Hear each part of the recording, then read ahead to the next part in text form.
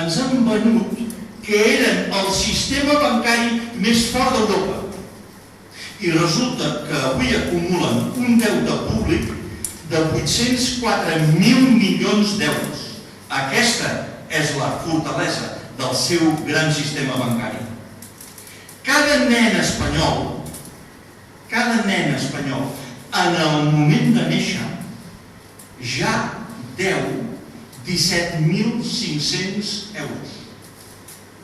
En el moment de néixer. És una situació catastròfica de la que els catalans hem de fugir per salvar el nostre país. No hi ha més lectura que aquesta. No hi ha més remei. És una ocasió, a més, que no podem perdre i que potser no es tornarà a repetir. I ho veuen cada dia més gent, més empresaris. I invita l'evolució magnífica de les nostres exportacions, per exemple. No ens poden fer mal ja amb els boicots. I si no, que els ho demanin els del sector del cava, que beneeixen l'hora en què els van fer el boicot a Espanya, ja que els va servir per obrir uns potentíssims mercats arreu d'Àsia i Amèrica que han canviat totalment la fesomia de la seva economia. No hi ha, sincerament, cap més camí que la secessió, per pura supervivència.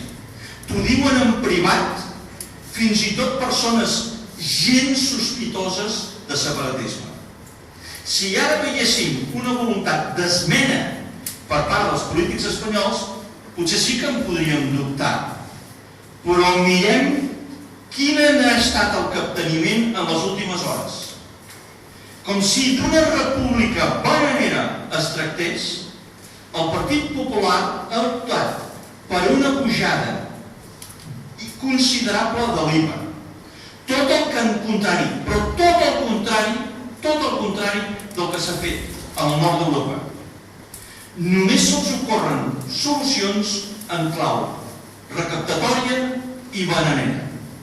Així pugen fins al 20% l'IVA de la cultura, per veure cinema, per exemple, mentre ells mantenen pels seus toros que incorporen a cultura un 8% d'IVA.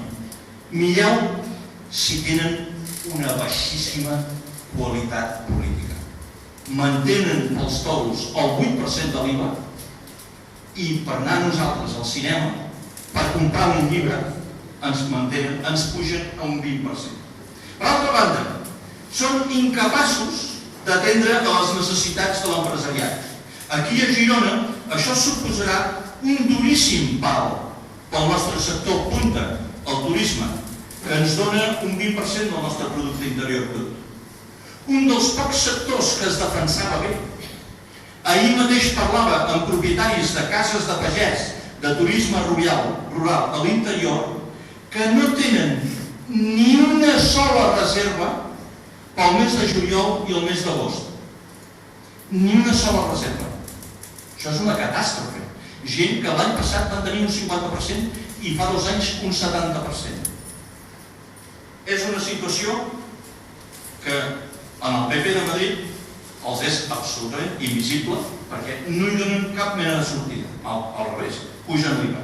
Aquest mes de juny s'han venut la meitat de cotxes que l'any passat. I això que deien que l'any passat la crisi estava en el seu moment més profund. I què fan? Pugen l'IVA. Qui ho pot entendre, això? La meitat de cotxes venuts i pugen l'IVA. És realment extraordinari.